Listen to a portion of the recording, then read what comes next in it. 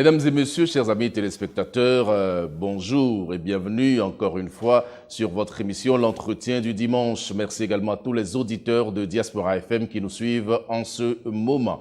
Nous avons décidé de recevoir aujourd'hui un chef de parti politique. Il a été membre actif du MADEP. Dans son parcours politique également, on note qu'il a été membre des Forces Cori pour un Bénin émergent. Aujourd'hui, il est président de sa propre formation politique. C'est l'un des 14 partis politiques reconnus par le ministère de l'Intérieur.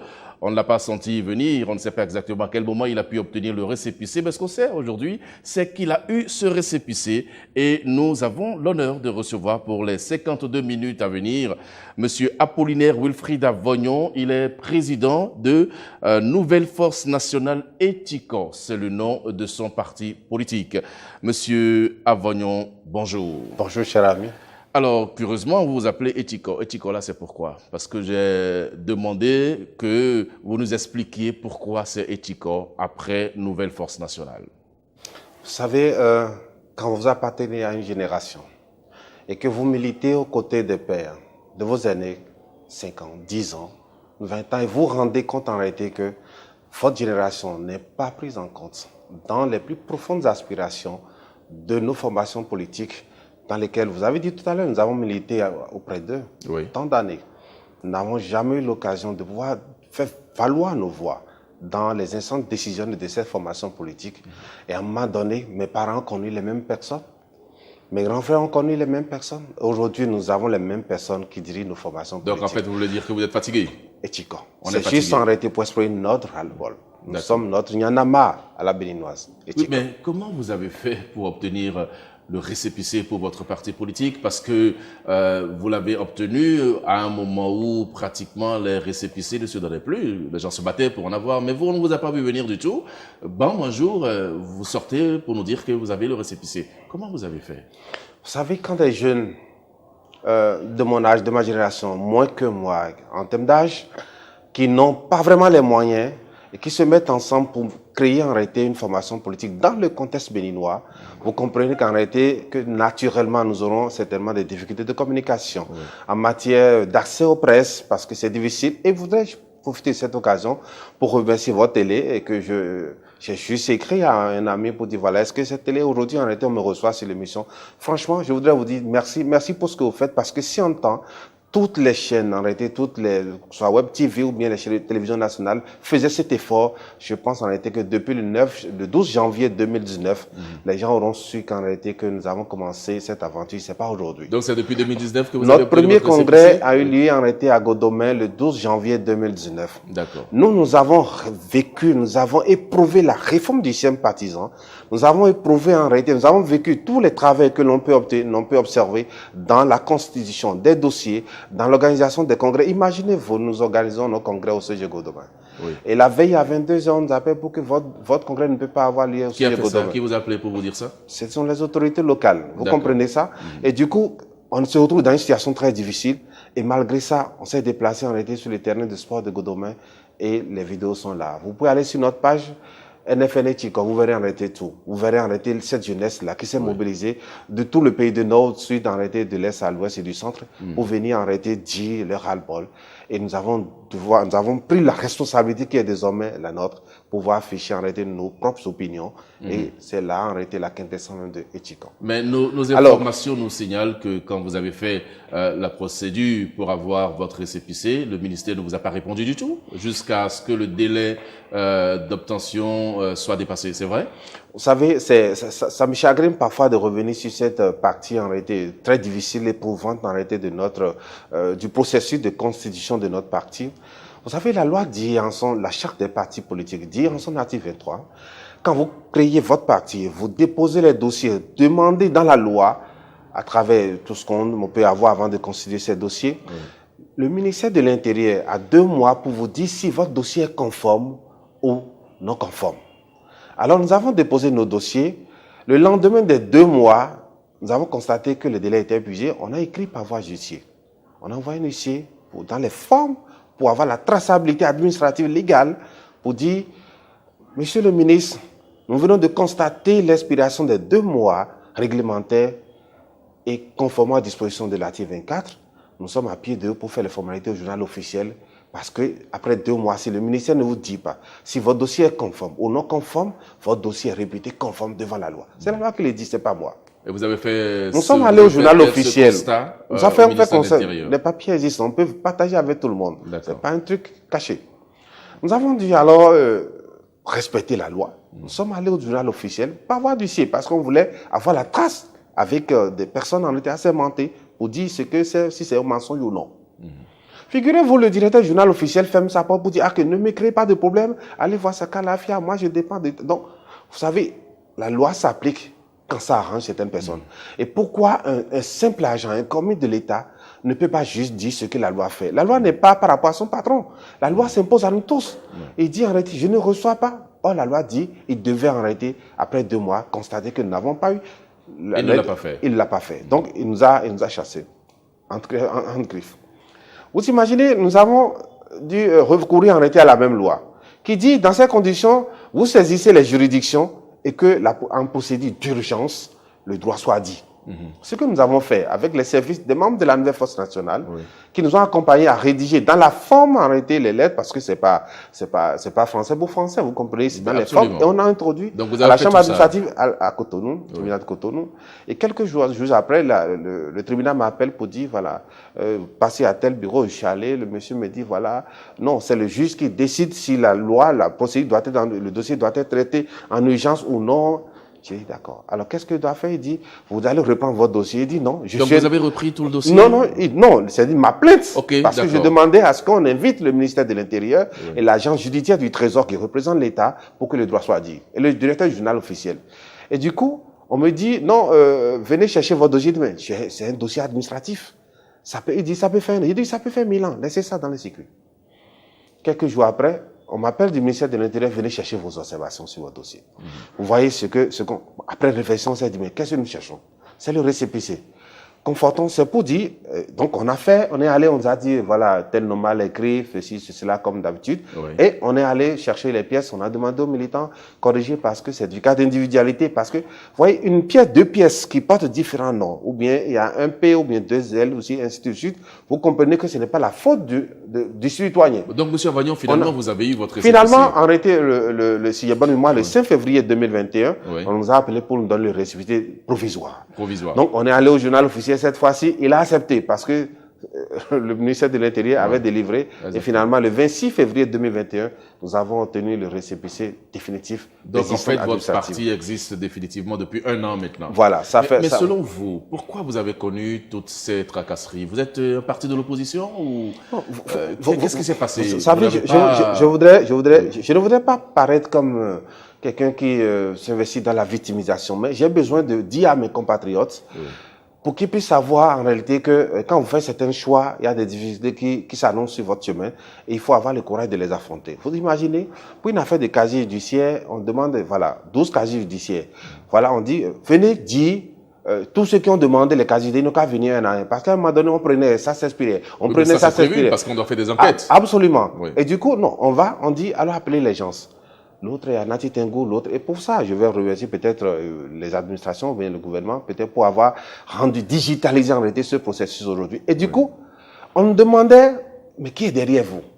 Qui vous finance? Non, on l'a posé en réalité. Je peux dire qui peut, mais je ne peux pas le dire ici ouvertement. Oui, d'accord, mais l'administration m'a posé, mais qui est derrière vous? Mais j'avais 42 ans. J'ai dit, mais monsieur, j'ai 42 ans. Et quand vous savez que certaines personnes, je vous l'ai dit, personne n'a me dire, ils ont été ministres, ceci, cela, à 25 ans. Et 42 ans, vous pensez qu'il faut que quelqu'un soit derrière moi forcément, avant que je ne vienne peut-être affirmer, arrêter mon opinion. Je pense que c'était trop déplacé. C'était trop parti. Donc du coup, je ne peux pas raconter ici tout ce qu'on a connu avant d'avoir le récépissé. Et figurez-vous, on nous a donné le récépissé la veille du dépôt des candidatures pour les présidentielles. Et vous vous rappelez qu'en réalité, on demandait que seuls les partis politiques, ce que la loi n'a pas dit, seuls les partis politiques pouvaient venir en réalité négocier les parrainages, vous vous rappelez. Mais ce que les deux formations ont dit. Est-ce qu'à l'époque, vous aviez des ambitions présidentielles? Non, moi, personnellement, je n'avais pas d'ambition, mais il y a plusieurs personnes... personnes... le récépissé ne vous aurait servi à rien. Non, il y a des gens qui se sont rapprochés de nous. Je ne voulais pas citer des noms, qui étaient candidats, qui ont dit, voilà, est-ce que vous avez le récépissé? Portez notre dossier pour que nous puissions aller, parce qu'ils ont inventé qu'il faut que ce soit les partis politiques légalement enregistrés qui viennent demander en réalité le parrainage. Donc, c'est dit qu'en réalité, tout était à la limite fait à dessein, par qui, je ne sais. D'accord. Donc, alors, voilà. mais quel est votre positionnement politique réel? Êtes-vous de la mouvance présidentielle? Vous pouvez le dire, hein? Êtes-vous de l'opposition? Êtes-vous centriste? Quel est votre positionnement réel? Vous savez, sur l'échiquier politique national? Absolument. Dites-nous la vérité, ne nous faites pas la langue de bois. Absolument, je le dis et que c'est avec plaisir je partage Allez-y, avec mes compatriotes en réalité la position de la nouvelle force nationale. Oui. Le peuple béninois n'est pas opposant. Le peuple béninois n'est pas mouvancier. Et pourquoi vous voulez que nous soyons mouvanciers? Et pourquoi? Vous imaginez, je l'ai dit tout à l'heure dans mon introduction, ce n'est pas une politique de haute toit que je m'y mette, mais c'est une politique en réalité de dire assez. Regardez, je l'ai dit souvent, 82,67% des Béninois ont moins de 40 ans. Monsieur Avoynon, je viens, 42, je vais répondre. 42%, 82,67% des Béninois ont moins de 40 ans. Oui. Ceux qui sont au pouvoir aujourd'hui, dans les instances dirigeantes aujourd'hui, sont en réalité moins de 4,2%. Ceux qui sont de 50 et quelques en réalité à 79 ans. Et c'est eux qui dirigent. Ouais. Et du coup, vous voulez que je m'aligne avec ces gens qui en réalité rechemisent en réalité le discours. Tel régime viennent en réalité, ils sont juste mouvanciers. L'autre régime vient, s'ils ne sont pas au pouvoir, ils se déclarent automatiquement. Ce n'est pas une question d'idéologie. Donc vous êtes opposant? Non, je viens. Je vous dis, ceux qui sont de l'opposition aujourd'hui et ceux qui sont de la mouvance, je dis ce sont les mêmes personnes qui se sont juste divisées en deux. Juste pour nous distraire. Je pèse bien mes mots. Donc vous êtes centriste? Le mot, c'est le centriste, c'est que l'imaginaire béninois aujourd'hui considère le centriste comme quelqu'un, je suis là, hein. Voilà, vous pouvez m'appeler, je peux vous dire, non. Mais c'est votre cas, vous êtes centriste? Nous sommes du centre-gauche. Je prends du plaisir. Le centre-gauche, dans des grandes démocraties, il y a en réalité la gauche et la droite. Et vous, quand vous partagez, vous pensez qu'il y a quelque chose de bon de l'autre côté, il y a quelque chose de bon de la droite comme de la gauche, vous pouvez vous approprier ça et faire votre chemin. Et la question qu'il faut poser aux partis politiques aujourd'hui, le plus important, demandez-les c'est quoi leur idéologie. C'est ça le plus important. Je commence par pour une formation politique. Je commence par vous, monsieur Nous sommes du tiers parti. La nouvelle force nationale. Quelle est votre idéologie? Voilà, la nouvelle force nationale aujourd'hui est du tiers parti. Je vous explique. Nous pensons en réalité, il y a 4 principes qui gouvernent en réalité cette idéologie. Nous luttons contre le premier, c'est-à-dire la lutte contre en réalité le capitalisme sauvage. Je vous explique. Il faut qu'aujourd'hui, le week-end passé, on était à Boycon, on a formé des gens, les personnes handicapées. Je verrai pourquoi on l'a formé tout à l'heure, ça fait partie des principes de notre parti. À la fin, une dame me dit, elle m'a rappelé tout à l'heure, elle disait ceci, j'ai besoin en réalité de 20 000 francs pour agrandir en réalité mon commerce. Elle vend du charbon et quoi, de crédit, un truc comme ça, et que je veux juste en réalité agrandir parce que j'ai 2 enfants à ma charge. Mon époux ne vit plus. Un monsieur avait juste besoin en réalité de son vélo était gâté. Vous comprenez ça? Quand vous faites de l'économie, vous pouvez construire les routes, vous pouvez construire. Dès que l'humain n'est pas au cœur de tout ce que vous faites, vous n'avez rien fait. Donc, il faut arrêter, rendre l'économie plus humaine. Deuxième principe, nous pensons en réalité que les femmes sont plus nombreuses que nous. Et malgré en réalité l'accessibilité, c'est vrai, des efforts se font désormais, un certain temps, la promotion du genre. Ce n'est que par là que nous pouvons arrêter, créer en réalité l'inclusion économique, financière et tout. Le troisième principe, c'est que nous sommes jeunes. Nous sommes l'avenir, nous sommes le renouvellement. Nous devons penser en réalité à la préservation, à la sauvegarde de notre environnement. Ça fait partie des principes fondamentaux de notre idéologie tiers parti. Pour finir, ne laissez personne à la traîne. Nous sommes tous égaux devant la loi. Nous sommes nés, personne n'est né un jour d'une maman en or ou bien l'autre en TV, en tigan. Nous sommes tous égaux devant la loi. Nous avons les mêmes droits. Et pourquoi certaines personnes seront mises de côté par rapport à la politique, par rapport aux activités économiques, par rapport à l'animation de la vie politique? Donc nous pensons qu'il faut prôner en réalité l'égalitarisme. Voilà les principes voilà les principes qui gouvernent en réalité notre idéologie. J'ai donné l'idéologie, le contenu de l'idéologie, afin de revenir sur pourquoi je demande. Il faut demander aux partis politiques c'est quoi leur idéologie et non c'est quoi votre bord. Demandez aux Béninois aujourd'hui en réalité c'est quoi le bord de l'UP ou bien de BM, un certain nombre de choses. Dans des grandes démocraties, il est très difficile, voire impossible, de voir la gauche et la droite s'entendre sur un même projet. Et c'est ce que nous assistons aujourd'hui. D'accord. Vous comprenez à peu près ce que je veux dire? Quand on vous écoute, monsieur Avognon, vous avez le discours de ceux qui ne sont pas encore dans l'exercice du pouvoir. Personne ne sait ce que vous ferez quand vous prendrez le pouvoir, parce que là, vous êtes en offre, tout est beau, vous voyez la vie en rose. Ce n'est pas évident. Quelle est votre nouvelle offre politique? Si demain, on vous confiait la destinée de ce pays, qu'allez-vous faire concrètement pour les Béninois? Vous savez, le pouvoir, la création d'un parti politique, on crée, c'est pour aller à la conquête par voie démocratique du pouvoir, l'exercer et à mettre en œuvre le projet politique que vous avez. Nous avons un projet politique. Ça fait partie même des pièces constitutives pour créer un parti politique. Nous avons un projet de société. Je voudrais inviter, on ne peut pas prendre tout ce temps et étaler ici, mais il faut juste aller en réalité sur notre site nfn.bj, vous comprendrez en réalité les principes, tout ça sur le site. Mais qu'est-ce que nos compatriotes qui nous suivent en réalité dans ce laps de temps doivent retenir? Nous allons à chaque élection, par exemple les élections législatives, les jours à venir, et peut-être je prends le risque de l'annoncer ici, nous allons inviter peut-être toute la presse béninoise et présenter en réalité l'offre politique par rapport à l'élection législative. Parce que en 2023, il faudrait que le Béninois puisse savoir que c'est un rendez-vous de grand choix. Un choix en se posant une seule question.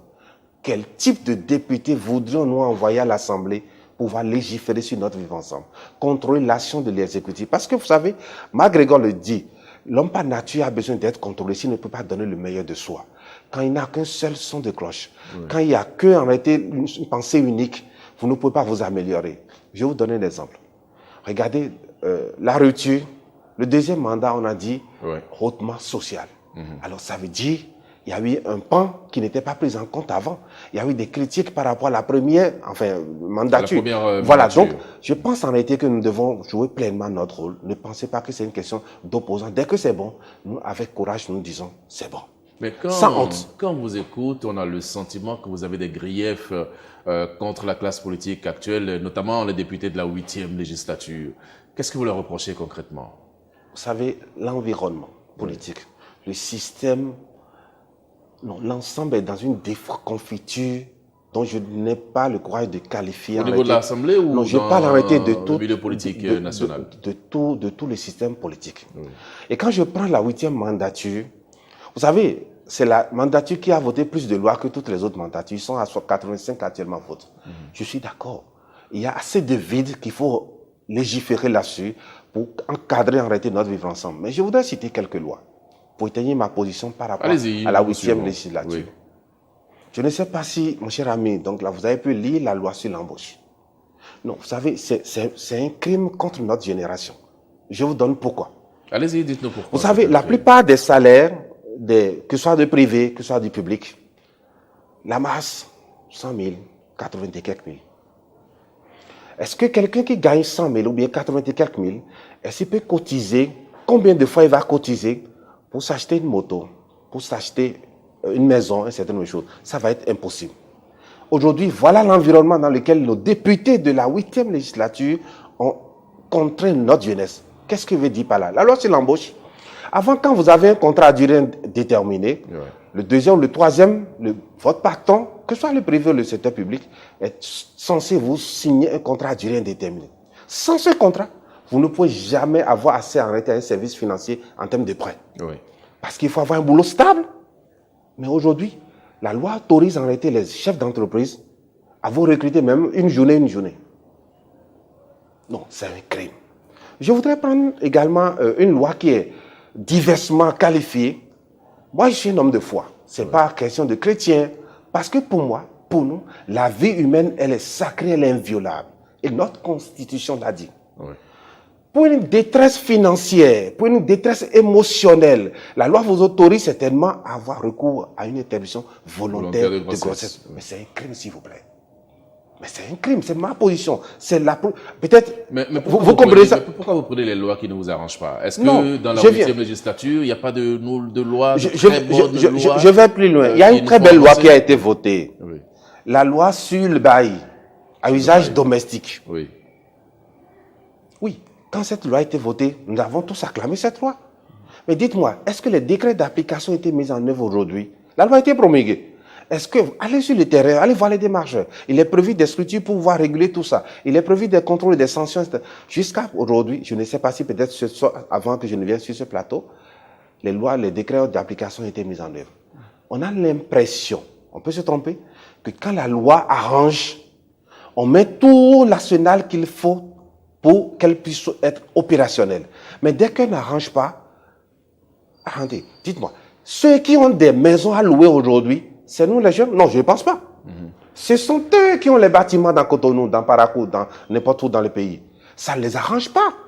Mais c'est pourquoi on n'a pas encore opérationnalisé cette loi. La loi a été votée, le contenu nous a Est-ce que ce n'est pas un procès d'intention, M. Avognon? Dites-moi, je vous donne un cas. Il y a des jeunes qui ont des bâtiments dans la ville. Ils sont combien? Oh, il y en a ils ont eu l'argent combien? Ils ont travaillé dans quelles conditions? Je sais pas. Voilà. Voyez, quand vous voyez ceux qui ont les moyens, oui. C'est les fils de grands politiciens, les fils des opérateurs économiques qui financent les partis politiques par le passé, un certain nombre de choses. Quand vous faites le point, c'est l'argent du contribuable, d'une manière ou d'une autre, dans le système de corruption qui a servi à ça. Alors, vous voyez, par exemple, je voudrais revenir sur une autre loi qui a été votée en réalité en décembre, mais qui est déjà opérationnelle. C'est quelle loi déjà? Le Code des impôts.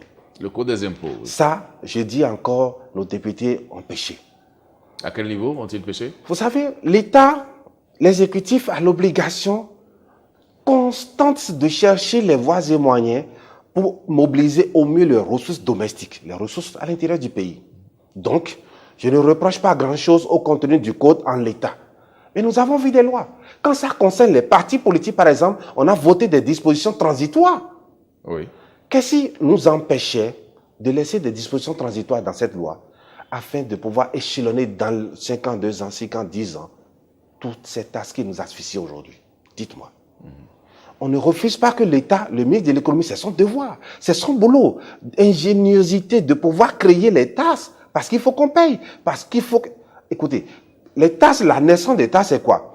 Tu trouves en réalité dans le pays plus de ressources que d'autres personnes. Donne un peu afin que nous puissions redistribuer pour que chacun puisse être au même niveau. Mais c'est ce qu'il fait. C'est ce qui se fait. Qu'est-ce que vous reprochez à... Non, j'ai dit le code même, oui. En l'état, on ne reproche, c'est vrai qu'il y a des aspects sur lesquels je ne suis pas d'accord, mais en réalité, le code permet de mobiliser les ressources domestiques. Je suis d'accord. Oui.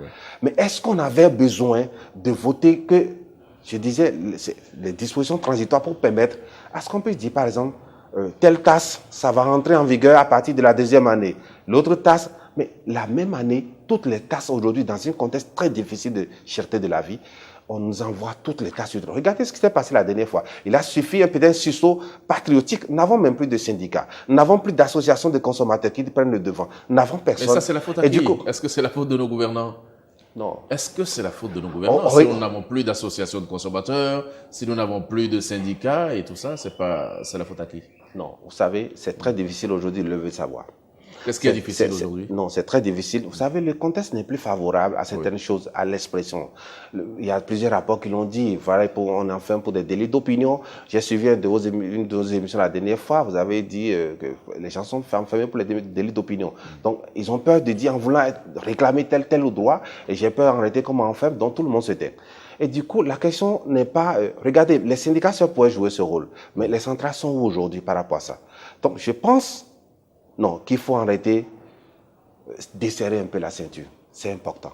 Les tasses, non, ça nous a suffi. Et j'incrimine premièrement les députés, qui devaient nous permettre de payer les impôts. Nous n'avons pas refusé de payer les impôts, oui, mais laissez-nous le temps de nous y habituer. Laissez des années. Première année, on échelonne dans le temps. Quand ça les arrange, les politiciens, non, ils votent des dispositions transitoires. On a vu des dispositions transitoires en 2019, en 2018, par rapport à beaucoup de lois. Mais quand on vous suit, monsieur Avognon, Apollinaire Wilfried, vous dressez un réquisitoire sévère contre les députés de l'Assemblée nationale. Est-ce que, en sourdine, vous rêvez d'être à l'Assemblée, en leur lieu et place? Donc, vous savez, d'abord, dans un premier temps, ce n'est pas un réquisitoire sévère. Ah, mais ce que vous avez dit jusque-là est très dur contre les députés. Je ne fais juste que dire ce que les gens pensent, le peuple béninois pense tout bas. Oui. Et ils n'ont pas l'opportunité de le dire. Et notre formation politique, la loi nous permet en réalité d'opiner librement. Enfin, on l'espère. Oui. On pourra en réalité dire ce qu'on pense. C'est juste un constat. D'accord. Alors, est-ce que nous envisageons aller... c'est ma question. Est-ce que vous avez des ambitions pour les prochaines... La réponse, elle est oui. Et ça, sans embâche. Oui, mais sur quoi vous comptez? Parfait. Vous savez, je voudrais qu'en réalité que nous réinventons, nous réformons en réalité l'animation de la vie politique au Bénin. Dans des pays sérieux, quand vous allez aux élections, C'est des questions comme ça qu'on pose aux candidats. Pourquoi vous voulez être candidat? Qu'est-ce que vous proposez? C'est quoi votre offre politique une fois élu? Qu'est-ce que vous comptez faire? Le député ne peut pas vous dire, une fois élu, je vais vous construire salle de classe, je vais vous faire ceci. Non, je ne peux pas. Je vais négocier plus de boulot. Non, ce n'est pas de son boulot, au premier regard. Mais le député a des fonctions fondamentales au Bénin, sur lesquelles je voudrais arrêter que nous puissions nous mirer. Parce qu'un député, c'est celui qui recadre notre vivre ensemble, le vote des lois, la modification ou l'abrogation de lois, donc c'est les lois, et contrôler l'action du gouvernement. Mais si un groupe de députés dont l'élection a été entachée de tout, avec toutes les qualifications qu'on a connues par le passé, qui ont cherché tout le temps à se justifier leur légitimité, leur légalité, sur lesquelles on ne revient plus, mais à laisser peut-être une partie même arrêtée de cette fonction que l'Assemblée, que le peuple béninois leur a confiée, on est en droit de leur dire « Etiko ». Vous savez,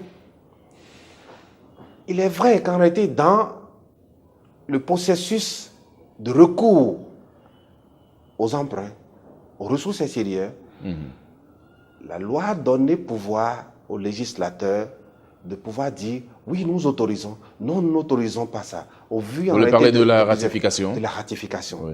Je suis d'accord qu'en réalité, que les députés par le passé ont traîné, ça fait qu'on a perdu d'autres ressources, un certain nombre de choses. Mais regardez par exemple au Burkina.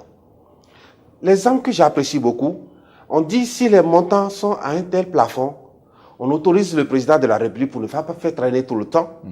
Et je suis d'accord pour ça, à faire nous rendre compte. Mais à partir d'un seuil que nous fixons ensemble, il faudrait que l'exécutif fasse recours à l'Assemblée. Aujourd'hui, je ne suis pas contre arrêter le recours à la dette. La dette, la définition, l'essence de la dette, c'est que je voudrais, génération future, permettez-moi de prendre une partie de votre richesse future pour pouvoir faire des investissements aujourd'hui afin que demain vous soit amélioré, demain vous soit plus favorable parce que ça va nous gérer des conditions qui sont favorables pour que votre richesse soit multipliée un certain nombre de choses. La question qui se pose aujourd'hui, c'est la qualité des dépenses. D'accord. Donc, est-ce que le peuple béninois a l'assurance aujourd'hui que les ressources que nous, enfin les prêts que nous faisons aujourd'hui tiennent compte de leurs besoins? Les députés sont censés avoir même tout un cabinet. L'État leur donne les ressources pour ça. Pour étudier même tel projet d'accord de prêt qu'on met à leur disposition. Si ces ressources-là vont servir à répondre aux besoins de l'État. Nous ne sommes pas encore en campagne pour les élections législatives. Nous retenons simplement que vous avez l'ambition d'être à l'Assemblée nationale prochainement. Et si votre ambition rencontrait le mur de la Commission électorale nationale autonome, comme par le passé, si vous n'êtes pas autorisé à aller aux élections législatives, que ferez-vous? Non, vous savez, nous sommes contre la violence. Ça là, il faut que ce soit très clair.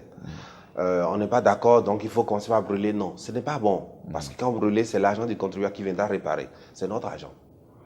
Non, il y a cette, comment vous appelez, l'imaginaire du Béninois, aujourd'hui, ne croit plus en réalité au système mis en place. Le système. Est-ce que c'est l'imaginaire? Il y a des exemples précis. La Cour constitutionnelle. Que, non, regardez même.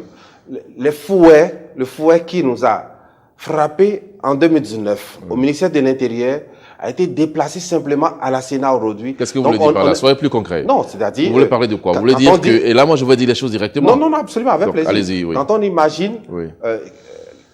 les difficultés des personnes en réalité en 2019, des partis politiques en 2019, c'était à la Sénat. Et c'était au ministère de l'Intérieur. Avec M. Sakalafia. M. Sakalafia. Aujourd'hui, M. Sakalafia est le président en réalité de la Sénat. Donc, il y a des craintes, les gens se disent, est-ce qu'il va laisser le jeu ouvert? Est-ce que ce qu'il a fait hier, il ne va pas le faire? Mais je voudrais les supplier, je pèse mes mots, je voudrais les supplier, parce que l'histoire retiendra des noms. L'histoire retiendra que c'est en son temps qu'il y a eu telle chose. Et que ça reste têtu. Ça va suivre génération sur génération.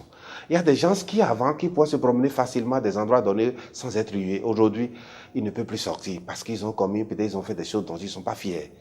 Et quand vous avez l'opportunité d'être en contact avec même ces élus dans des intimités, ils vous diront arrêtez, même qu'eux-mêmes qui sont dans le système, qui n'apprécient pas ça. Mais votre parti n'a qu'un an d'existence, il peut attendre. Pourquoi vous êtes pressé pour aller à l'Assemblée nationale? Est-ce que la loi nous a dit, quand vous créez un parti politique, il faut un temps pour aller aux élections? Mais vous avez un an. Non, c'est une question que je vous pose parce que nous voulons respecter la loi. Oui. Nous sommes un pays de droit. Oui. On est d'accord encore. Voilà. Est-ce que la loi nous a dit, si vous créez un parti politique, attendez de subir un tel. J'ai suivi un président de parti politique qui s'est dit que lui, ils sont les plus anciens parce qu'ils ont été éprouvés à certaines choses. Et dans même son développement, il disait, c'est vrai qu'ils n'ont pas pu trouver les dossiers dans toutes les circonscriptions, mais ça, il devait avoir peut-être honte de le dire parce que la loi dit quand vous voulez aller aux élections, vous devez avoir les candidatures dans toutes les circonscriptions administratives. Si c'est communal, c'est jusqu'au village, jusqu'au arrondissement. Si c'est au niveau, en réalité, législatif, dans toutes les circonscriptions, les 24. Et du coup, je pense, en réalité, si quelqu'un est prêt, si un parti politique est prêt pour pouvoir se conformer aux dispositions légales, je voudrais leur dire de ne plus utiliser la ruse et la rage et de laisser les jeux ouverts. Nous ne sommes pas des sorciers, nous ne sommes pas des revanchards, nous ne sommes pas des... Nous voulons juste nous exprimer parce que la loi nous autorise. C'est eux qui ont voté le code électoral, c'est eux qui ont voté la charte des partis politiques. Nous avons fait l'effort de nous conformer. Laissez-nous aller nous exprimer, nous voulons juste contribuer. Vous savez, la politique n'est pas... C'est pas un métier, la politique. Non, la politique n'est pas un métier. Vous avez un métier, vous engagez d'expertise et quand vous venez, vous mettez votre expertise dans une fonction politique au service du peuple. D'accord, donc tout ce plaidoyer, c'est pour demander à la Sénat de vous laisser aller aux élections. C'est pas la Sénat seule. À la Cour constitutionnelle. Non, mais c'est toute l'administration centrale. De vous laisser aller aux élections. Regardez, quand on refuse par exemple de délivrer le quitus fiscal, c'est un problème. Quand on refuse de donner un certificat, parce que la loi dit un certificat de résidence, nous l'avons vécu. Quand le maire est là, mais en 2020, j'étais allé chez moi pour aller prendre en réalité le certificat de résidence. Et le maire, alors dit, c'est qui celui-là? Qu'est-ce qu'il veut faire avec? Amenez-le, je veux le voir. Et bien, je suis allé dans son bureau. J'ai dit, monsieur le maire, c'est moi qui voudrais prendre ça. Il dit, ah, c'est vous? Ah, d'accord. Parce que mon visa était imperturbable. J'allais peut-être dire ce qu'il ne voudrait pas entendre. Mais il m'a délivré, il a signé séance tenante.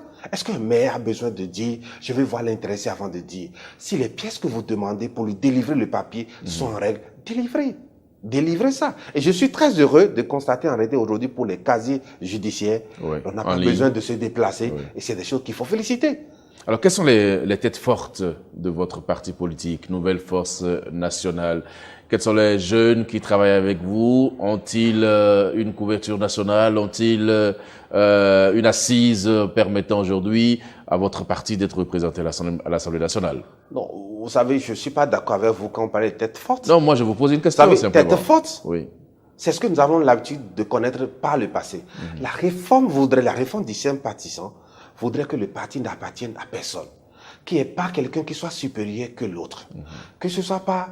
Non, chez nous, je l'ai dit la dernière fois à Boycon, et le samedi, je suis passé à Porte-Nouveau, avec nos militants du département de Zoué-Colline. Je n'ai pas de candidat à imposer au niveau national. Le bureau exécutif n'a pas le droit, conformément à la disposition de nos tests, d'imposer un candidat parce qu'il a plus d'argent, ou bien il est tel monsieur ou tel monsieur que quiconque. Nous sommes tous égaux. Oui. Quand, au niveau de la circonscription, au niveau des communes, on vous désigne, on voit qu'en réalité, si vous êtes la riche, nous allons tous mouiller le maillot. Vous savez, ce n'est pas le compte en banque, votre compte en banque qui déterminera si vous serez candidat sur notre liste ou pas. C'est votre leadership. C'est votre capacité à vous faire désigner à la base, à vous remonter. Parce que nous allons tous contribuer en réalité au paiement de la caution. Nous avons notre système, nous allons rendre public d'ici à là, au même moment que notre offre politique, pour dire voilà comment nous envisageons financer en réalité notre campagne. Voilà comment nous envisageons financer les 164 millions en réalité qu'ils ont fusés, qui nous ont imposés par rapport en réalité dans le code électoral. C'est pour dire que nous sommes tous égaux. Il y a des gens peut-être plus âgés que moi. Si c'est par rapport à l'âge, je vous dis oui, il y a des gens plus âgés que moi. Il y a des gens moins âgés que moi, qui ont des ambitions. J'ai des gens, quelqu'un qui aura emprunté dans 225 ans et qui a une forte ambition. Je le félicite au passé, il sait de quoi il parle, dans la 15e circonscription. Mais je voudrais vous inviter juste un peu à la patience. Vous verrez en réalité la qualité des hommes que nous voudrions mettre sur l'Est. C'est des jeunes qui ont de l'expérience. C'est des jeunes qui ont de la moralité. C'est des jeunes qui ont de l'expertise. Si on vous demandait en 2023 de vous fondre dans un parti pour pouvoir aller aux élections législatives. Qui doit nous dire ça? La loi dit à qui de fondre qui attend qui. Vous savez comment ça se passe? Non, mais comment ça se passe? Informez-moi, je ne sais pas. Non, vous savez. La loi dit... Non, vous savez, j'apprécie la réforme du système partisan, même si cette réforme est entachée assez d'imperfections, où des individualités sont plus fortes en réalité dans la mise en œuvre des dispositions légales. On vous fait obligation d'avoir des militants dans les 77 communes. Ça fait près de 2000 personnes militants. Et quand vous voyez la difficulté qu'il faut avant de pouvoir constituer ces dossiers pour des jeunes qui n'ont pas l'argent. On a l'impression qu'il faut enseigner peut-être à nos aînés. Permettez-moi de le dire, la différence entre la foule et le militant. Avec l'argent, vous pouvez mobiliser la foule. Dans quelle vie, vous pouvez dire, en 24 heures, mobiliser 1000, 2000, 5000 personnes. Mais ça va être très difficile pour vous de mobiliser 1000 militants en 24 heures. Quand vous avez des militants en qui vous avez foi, qui sont malgré tout ça restés fidèles avec vous, et qui chaque fois, président, non, c'est bon, non, j'ai foi que la question, je l'ai dit, je répète, laissez la loi telle qu'elle est, laissez les 10%, laissez tout, laissez-nous éprouver, vous allez voir le résultat. Vous pouvez avoir les 10%, vous allez avoir les 10% sur le plan national. La seule chose que nous demandons, c'est juste de vous laisser aller, le jeu ouvert. Vous savez pourquoi? La dernière fois, nous avons eu la chance, lors de notre congrès, nous avons formulé certaines recommandations qui peut-être ont commencé par avoir d'écho. Nous avons demandé premièrement que dans le processus d'élaboration, de correction et de validation de la LEI, de la liste électorale informatisée, que toutes les formations politiques soient associées de près, pour qu'il y ait confiance entre l'administration, parce que l'ANIP ne devait pas être une structure politique. L'administration, et c'est ce que la loi dit. Deuxième chose, et quelques jours après, la CEDA nous a invités, nous étions avec l'ANIP, on a exprimé nos regrets. Et je voudrais saisir votre occasion pour demander à tout le peuple béninois, dès qu'on va afficher la liste sans arrêter, je vous en supplie, allez vérifier. 3 choses. Première chose, voir ceux qui sont pleins de vivants et dénoncer. Deuxième chose, voyez s'il y a des gens, parce qu'il y a des photos, il n'y a pas de photos, demandez à vos frères d'aller faire les corrections. Et troisième chose, si vous ne reconnaissez pas un nom d'envoi localisé, signalez-nous, nous allons porter ça. Voilà. Pour que tout le monde puisse avoir confiance, avoir foi en cette liste. Parce que c'est là la question. La liste électorale, ça peut être source en réalité de divergences, de troubles, qui sait, vous comprenez. Et quand vous savez qu'aux élections passées, nous avons vu comment certaines choses, je ne sais pas si c'est des vidéos montées, des gens qui estampaient en réalité des bulletins. Et on a vu le ministère de l'Intérieur qui a demandé que les gens seront sanctionnés, mais ça fait déjà bientôt 1 an. Je n'ai pas encore vu de sanctions, peut-être que c'est passé, je n'ai pas entendu. Donc il faut décourager ces genres de comportements dans notre République. D'accord. De toutes les façons, M. Apollinaire Wilfried Availlon, les élections législatives, c'est dans quelques mois. Nous allons suivre l'actualité pour voir un peu si vous serez autorisé à compétir. Et le moment venu, on reviendra faire le débat. Alors, si vous le permettez, nous allons maintenant parler de la gouvernance du président Patrice Talon, notamment sur le plan social. Vous êtes dans le pays, vous constatez que de plus en plus, les Béninois se battent pour pouvoir joindre les deux bouts. La cherté de la vie, selon vous, est-ce que c'est vraiment je veux dire un événement qui se passe sur le plan mondial, parce que quand on pose la question aux uns et aux autres, ils nous répondent simplement que ce n'est pas qu'au Bénin, c'est partout. Est-ce que c'est votre façon de voir également par rapport à la cherté de la vie? Permettez-moi avant de revenir là-dessus, vous avez dit si on nous permet d'aller aux élections, on ne devait pas permettre, quelqu'un ne devait pas permettre à quelqu'un d'aller aux élections. Laissez les tests appliqués. Les questions des élections vous intéressent beaucoup. Revenons avec votre question. À la cherté de la vie. Je voudrais dissocier ça en deux. Oui. La gouvernance du président Talon et la cherté de la vie. Mais c'est pas lié? Alors, non, je voudrais revenir là-dessus. Le premier, la gouvernance du président Talon, vous savez, c'est un humain. Et toute entreprise humaine est tachée d'imperfection. C'est même notre existence. Nous ne sommes pas parfaits. Et donc, même si j'étais là, on allait trouver quelque chose que je faisais de mal. Donc la question n'est pas, mais qu'est-ce qu'il fait de bien et qu'est-ce que nous n'apprécions pas? Oui. Non, dites-moi, avant d'apprécier quelqu'un, juger quelqu'un, un président de la République, un député, allez voir son offre politique quand vous voulez qu'il était candidat. Le président Talon a dit, entre autres, par exemple, qu'il allait restaurer l'autorité de l'État. Oui. Il l'a fait, non? Dites-moi, ce n'est pas une réalité aujourd'hui. Il a restauré l'autorité. Mais ça, je le félicite pour ça. Mais oui, mais certains pensent que c'est la dictature. Non. Certains pensent que dans cette restauration de l'autorité de l'État, on a basculé rapidement vers la dictature. Restaurer l'autorité de l'État, oui. Je voudrais vous faire revivre en réalité quelques clichés. Regardez à la fin 2016, des ministres qui ont été nommés en quelques jours, des ministres qu'on dit, lui ministre, vous comprenez? Mais le président Talon, il faut l'avouer, il sait s'entourer en réalité des gens certaines personnes qui sont capables de regarder son gouvernement. Il y a des gens que j'apprécie beaucoup techniquement. Enfin, je ne parle pas politiquement. ABT, mais c'est quelqu'un de bien. Le ministre Wadaï et Homeki, voilà, il y a des jeunes qui sont techniquement bons. Alors donc, du coup, il faut féliciter dès que c'est bon, il faut dire. La réforme du renseignement technique, voilà, c'est des choses que j'apprécie. Beaucoup, je voudrais inviter les gens, les amis, à aller lire. Mais est-ce que tout est parfait? Tout ne peut pas être parfait.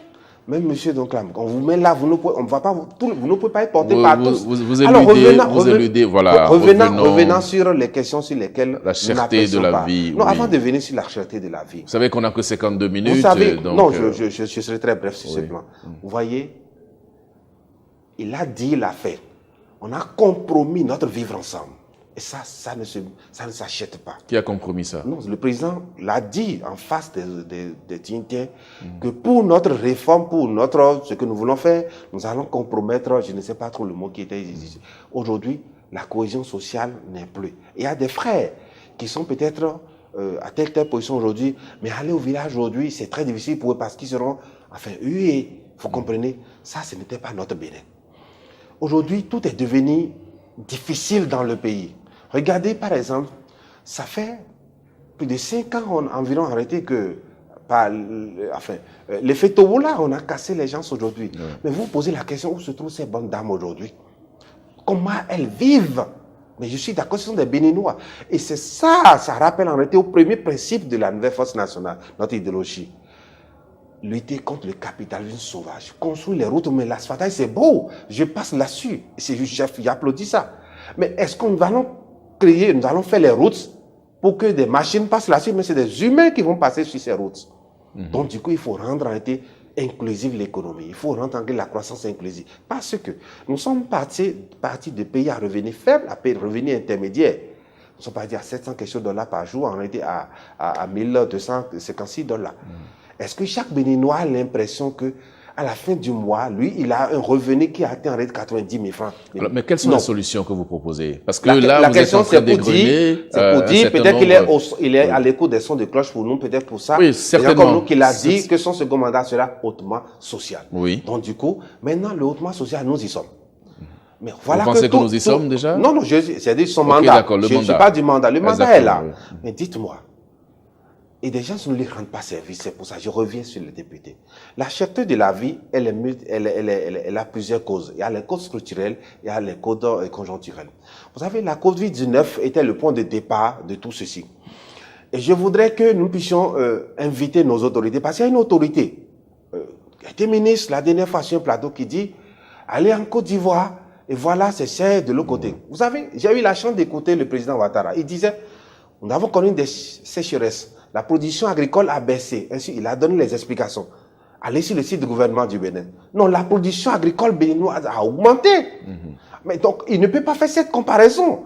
Je pense en réalité qu'il faut qu'il soit sage. Et je me pose souvent une question, et je la pose aujourd'hui. À qui voulez-vous que la jeunesse s'identifie? Parce qu'ils ne sont plus des repères aujourd'hui. Alors, je reviens sur la question de Covid-19. Oui. Vous savez, qui a une cause... Oui, cause conjoncturelle. Conjoncturelle. Vous savez, regardez par exemple autour de vous. Je voudrais inviter les Béninois, chaque Béninois, à regarder autour de son salon, de son boulot. Tout ce qui est autour de nous, en réalité, ce sont des choses importées. Donc, nous dépendons en consommation, des dépenses en consommation de l'étranger. Or, la vie s'est arrêtée ailleurs. C'est vrai, chez nous, nous n'avons pas senti les mêmes effets de la Covid-19. Les gens ne sortaient plus pour aller produire. Et du coup, quand on arrive à produire, il y a les coûts de conditionnement, il y a les coûts de transport qui ont augmenté, il y a beaucoup de coûts. Et naturellement, quand nous dépendons de l'étranger, c'est naturel que ce que nous consommons prenne de prix. Alors, ça, c'est le premier aspect. Mais deuxième chose, si j'étais à la place d'un ministre de l'Industrie et du Commerce, j'allais démissionner. Ou à la limite, j'allais démettre tous mes directeurs départementaux chargés de l'industrie et du commerce. Pourquoi? J'ai été surpris que ce n'est que la dernière fois, le week-end passé ou la semaine passée, qu'on a convoqué en réalité les commerçants, les grossistes, certaines choses, pour pouvoir leur dire, on a créé les conditions, normalement vous ne devez pas afficher tel prix. Donc il suffit que les gens soient peut-être dans l'agonie financière, que les gens n'arrivent plus à manger, que vous ne commencez pas à jouer le rôle pour lequel vous êtes payé. Vous savez, par nature, les entreprises n'aiment pas payer les taxes, même les citoyens. Et donc, l'État a l'obligation, a mis en place et paye des gens pour qu'ils puissent jouer leur rôle, que chacun puisse payer les tasses. Et du coup, on a formalisé, à la FATIF normalisé, qui amène les gens, ce qui fait augmenter les recettes. Et je félicite peut-être le ministre de l'économie, des finances pour cette réforme.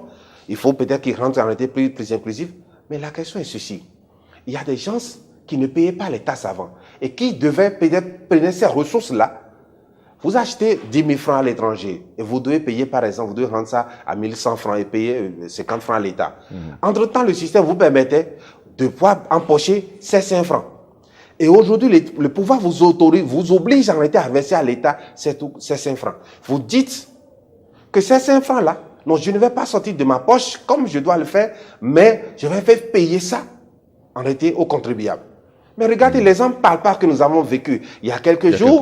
Par rapport à la taxation par rapport au GSM. Oui. Et je pense en été que le gouvernement, c'est de ça qu'il voudrait faire. Le gouvernement a réagi promptement. De façon régulière, oui, permanente et continuelle, en été, faire la surveillance en été des prix sur le marché.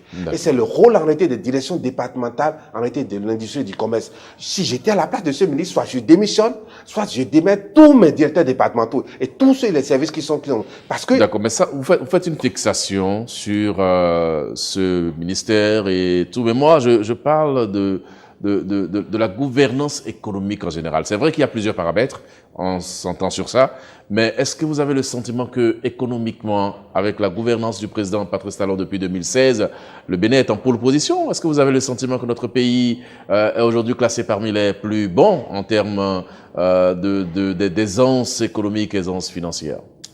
Mes chers compatriotes, méfiez-vous des qualifications, des adjectifs des institutions de Bretton Woods. Pourquoi? Quel que soit le gouvernement, ces gens-là, ces agences, on ne fait plus confiance à ces structures aujourd'hui. Il faut qu'ils fassent également des réformes en leur sein. Quel que soit ce qui se passe quand ils viennent, combien de fois, dans quel régime, de quel régime ou bien dans quel pays comme ça, vous voyez le FMI venir pour dire que c'est mauvais. Non, ça ne va pas. Et ils écrivent dans leur rapport. C'est très rare de le faire. Donc du coup, quand on dit que nous sommes passés de pays à revenu intermédiaire, revenu faible pour revenu intermédiaire, la question en tant que défenseur, représentant d'une tranche des Béninois, est-ce que vous sentez que de 2019 à 2022, quelque chose a changé dans votre vécu en matière de revenus?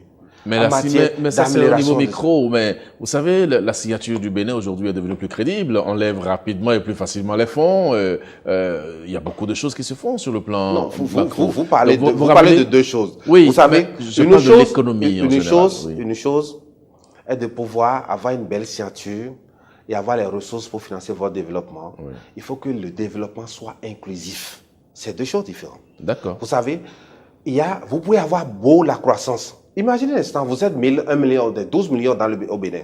Et il se fait que ces 200 personnes, la richesse produite, on a dit globalement, a augmenté de tel pourcentage. Cette augmentation n'a été constatée que 200 personnes. Est-ce que le Béninois lambda se sentira concerné par ces performances? C'est de ça qu'il s'agit. Il s'agit en réalité de rendre l'économie plus humaine, la croissance plus inclusive. C'est le plus important. Vous pouvez avoir les beaux indicateurs, avoir toutes les capacités d'améliorer les ressources à l'étranger, mais tant que l'économie, ce que vous faites, les réalisations ne sont pas, l'humain n'est pas mis au cœur de ça, vous n'avez encore rien fait. Mais qu'est-ce que vous suggérez au gouvernement du président Patrice Talon par rapport à ça? Parce que vous dites qu'il faut mettre l'homme au cœur du développement, mais quelle astuce faut-il? Oui, vous savez, en août 2021, nous avons au détour d'une émission fait une proposition que nous avons formulée, nous avons rendue publique par rapport à la cherté qui démarrait.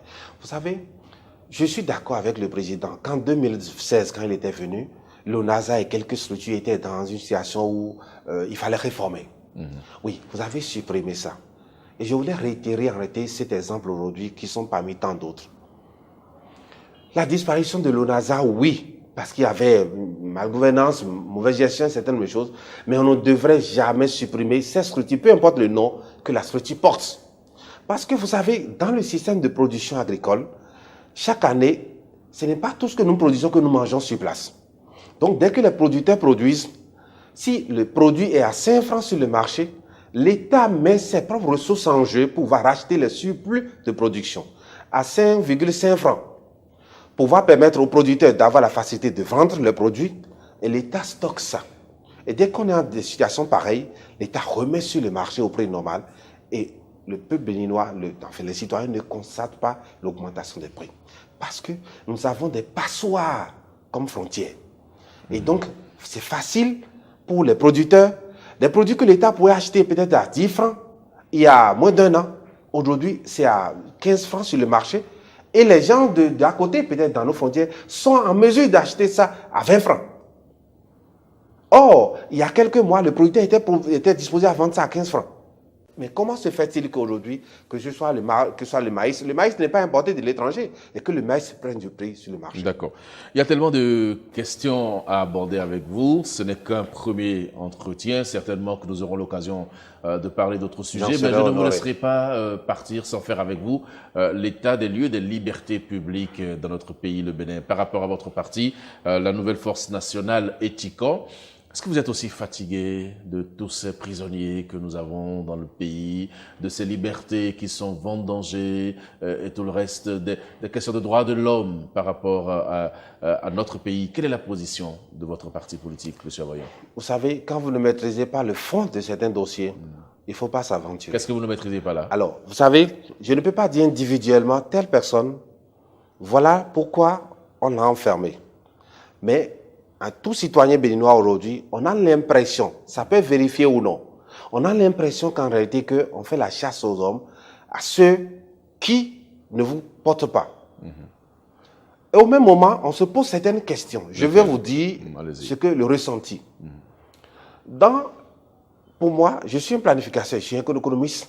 Avant d'évaluer quelque chose, il faut chercher le référentiel et voir la cible qu'on avait voulu atteindre et quelle est la différence aujourd'hui. Le candidat Talon avait prévu régler un certain nombre de problèmes. A fait CNSAT, a fait ICC Service, a fait siège de l'Assemblée, les logements sociaux ou bien économiques, je ne sais pas comment l'appeler. Dites-moi, est-ce qu'aujourd'hui, plus de 6 ans après, est-ce qu'on a l'impression que ces dossiers sont résolus? Mais il ne peut pas tout faire en une fois. Non. Il y a certains dossiers quand même qui ont... Non, je parle de ces dossiers qui sont inscrits dans son affaire d'Invo. Est-ce que ces dossiers sont résolus aujourd'hui? Non. Parce que l'Assemblée, le siège est là. On ne sait pas aujourd'hui les coupables. Ça interroge. Ça veut dire que ces gens-là, on gaspille l'argent du contribuable, mais sont en liberté. Et on enferme d'autres. De plus récent, il y a des affaires qui datent, on n'enferme pas, on enferme d'autres. Deuxième chose, vous regardez... Vous dites qu'il y a une politique de 2 poids 2 mesures? On a l'impression que l'on a. Et je pense peut-être quand on en parle, on voit un dénouement de la situation. Regardez, j'ai vu le jeune homme, le docteur Gérontin, qui est sorti de la prison. C'était assez fort déjà, il faut en parler. Et je voudrais leur demander de ne pas se sentir gênés quand les gens en parlent. Peut-être c'est le cri du cœur, peut-être du Béninois, de leur mandant. Donc ils écoutent pour pouvoir faire les choses. Nous sommes des humains. Toute entreprise humaine est tachée d'imperfection, ils peuvent mal le faire. Mais quand les gens commencent à en parler, ne les enfermez pas. Peut-être non, normalement, regardez le code numérique. Vous allez voir d'ici à là, nous allons peut-être proposer notre... Non, il faut réviser le code, il faut réviser fortement le code. On ne peut plus enfermer pour les délits d'opinion. Non. On ne peut plus empêcher les gens de s'exprimer. Mais il faut s'exprimer dans le respect de l'autorité. Je suis ici, je n'ai pas l'impression d'avoir insulté une autorité depuis que je parle. Mais on peut dire les choses dans la courtoisie. Non, Talon, Loumi, Talon, non, on n'a pas besoin de dire ça avant de reprocher à l'autorité. Mais c'est pas Talon, il incarne le premier des Béninois. Ça se respecte. Reprocher à l'autorité, reprocher à l'exécutif dans le respect et la courtoisie. Monsieur Apollinaire Wilfried Avoyon, président Nouvelle Force Nationale ETICOR, nous avons passé avec vous 52 minutes. Il y a des questions qu'on avait prévu aborder, mais bon, on a, comme je l'ai dit tantôt, on a le temps de revenir sur un certain nombre de questions. Là maintenant, je vous demanderai simplement de placer votre mot de la fin, donc de conclure notre entretien. Pour tous les téléspectateurs et les auditeurs qui nous suivent, même les internautes qui sont sur notre page, eh bien, votre mot de la fin. Merci. D'abord, je dois remercier en réalité votre chaîne pour nous avoir donné cette opportunité de nous faire entendre, de donner notre son de cloche, parce que c'est difficile aujourd'hui d'avoir accès aux médias. Soyez-en remerciés. Et deuxième chose, je voudrais dire à la jeunesse, au peuple béninois, parce que quand je le dis, je voudrais les rassurer qu'en réalité en 2023, Nous envisageons vous proposer une offre politique.